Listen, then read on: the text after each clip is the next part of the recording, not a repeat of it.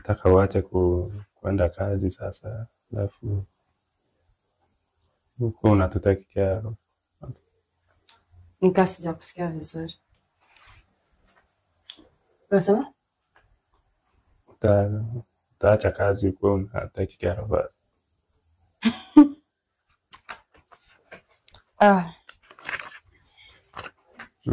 Nimekuwa tukiongea na sister yangu kidogo.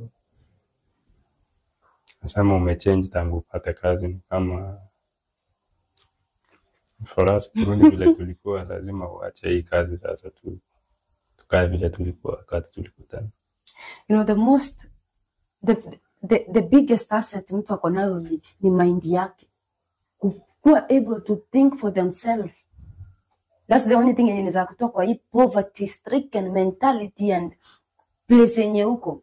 And your brain, your mind, yote iko wired kwa sister yako, iko kwa sister yako. You can't even think and reason for yourself.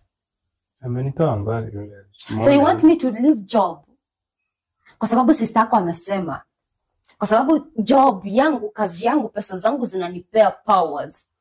Mwanze kunistraight venye mnataka. Tulikuwa tunaongea na yeye nikaona ana make sense. So yeye venye ana job yake ni kuongea na wewe na kukuitisha pesa. Mimi niitishe nani? So na ataniitisha pia. No, this is Takachi jokes.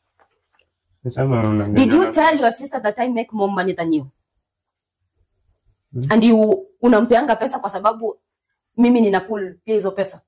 Nasema hizo nyingi uko nazo ni kama zingine unapewa na wanaume, si za kulipa. Ndio mwambie tafute wanaume basi wampatie pesa pia. Kwa hivyo enda